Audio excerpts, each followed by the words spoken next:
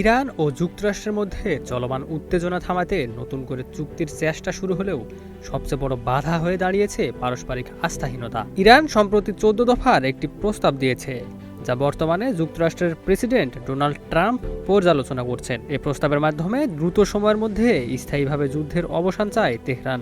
পাকিস্তানের মধ্যস্থতায় দেওয়া এই উদ্যোগটি যুক্তরাষ্ট্রের আগের প্রস্তাবের জবাব হিসেবেই এসেছে। যদিও 8 এপ্রিল থেকে যুদ্ধবিরতি কার্যকর রয়েছে, তবুও এখনো পর্যন্ত কোনো স্থায়ী শান্তি চুক্তি হয়নি।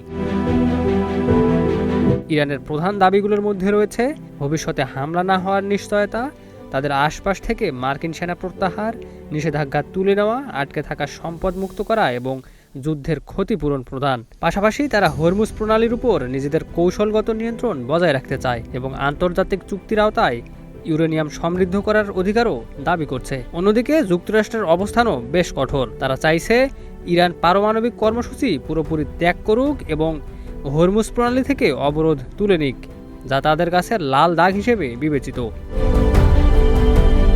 সম্প্রতি সংঘাত আরও তীব্র হয়ে ওঠে যখন ফেব্রুয়ারিতে যুক্তরাষ্ট্র ও ইসরায়েল হামলার পর ইরান হরমুজ প্রণালীতে কার্যত অবরোধ আরোপ করে। এর পাল্টা জবাবে যুক্তরাষ্ট্র ইরানের বন্দরগুলোতে নৌ অবরোধ দেয়। ফলে উভয় পক্ষের মধ্যেই উত্তেজনা আরও বেড়ে যায় এবং জাহাজে হামলা ও পথ রোধের মতো ঘটনা অব্যাহত থাকে।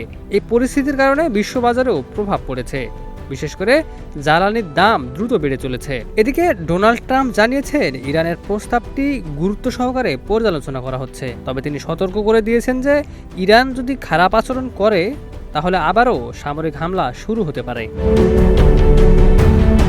বিশ্লেষকদের মতে যুক্তরাষ্ট্রের এই কঠোর অবস্থান পরিস্থিতিকে আরও জটিল করে তুলছে, কারণ ইরানও অবরোধ পুরোপুরি প্রত্যাহার ছাড়া বড় কোনো ছাড় দিতে রাজি নয়। এর আগে উভয় দেশ একাধিক প্রস্তাব দিলেও কোনো সমঝোতায় পৌঁছানো সম্ভব হয়নি। সব মিলিয়ে বর্তমানে যুদ্ধবিরতি থাকলেও উত্তেজনা এখনও কমেনি।